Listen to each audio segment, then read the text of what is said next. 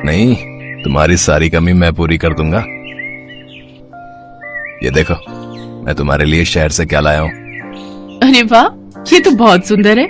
इतना सुंदर हार तो मैंने कभी भी नहीं देखा। अच्छा तो पहन कर दिखाओ। अब तो रोजाना ही ऐसा होने लगा। सुमन अब बहुत ज्यादा खुल गई थी। वो अक्सर ही घर से बाहर रहती थी। महेश फोन करता तो भी वो फोन काट देती। एक दिन जानकी दास घर पर नहीं था। सुमन ने रोशन को पीछे से घर बुला लिया। आज तुम्हारा बुढ़ा ससुर घर पर नहीं है क्या? कहाँ भेज दिया उसे? कहीं ऊपर तो नहीं भेज दिया है? इतनी अच्छी किस्मत नहीं है मेरी। अपने भाई से मिलने गए हैं, बोल रहे थे शाम तक लौटेंगे, इसलिए मैंने सोचा कि आज तुम्हें ही घर पर बुला लेती हूँ। इससे अच्छा मौका और नहीं मिलेगा। चलो फिर बोतल खोलते हैं, मैं मुर्गा भी लाया हूँ। मैंने कब से मुर्गा नहीं खाया, मेरे तो मुंह में पानी आ रहा है। तुम बैठो, मैं अभी ग्लास और प्लेट लेकर आती हूँ।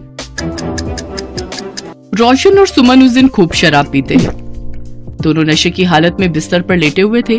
तभी जानकी दास आ जाता है और दोनों को उस हालत में पकड़ लेता है। ये सब क्या हो रहा है सुमन बहू? तुम महेश के पीठ पीछे ये सब कर्म कर रही हो, तुम्हें शर्म नहीं आती? तुम शादीशुदा औरत होकर एक पराये मर्द के साथ इस हालत में? इस लड़के को कहो अभी निकल जाए इस घर से, वरना मुझसे बुरा कोई नहीं होगा। मैं नहीं चाहता इस चार दीवारी के बाहर कोई बात जाए, नहीं तो मेरे बेटे की कितनी बदनामी होगी ये तुम नहीं जानती हो। बेचारा मेरा बच्चा शहर में खून पसीना बहाकर मेहनत करके 4 रोटी के लिए पैसे कमा रहा है और तुम यहाँ उसके पीठ पीछे।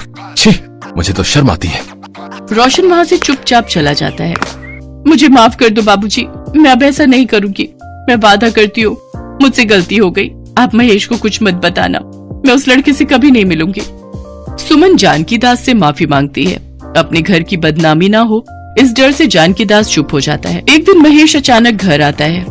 जानकी दास उस समय बाजार से कुछ सामान लेने गए हुए थे। सुमन महेश को देखकर रोने लगती है। क्या हुआ सुमन, तुमने मुझे अचानक फोन करके क्यों बुलाया? महेश, मुझे तुमसे बहुत जरूरी बात करनी है।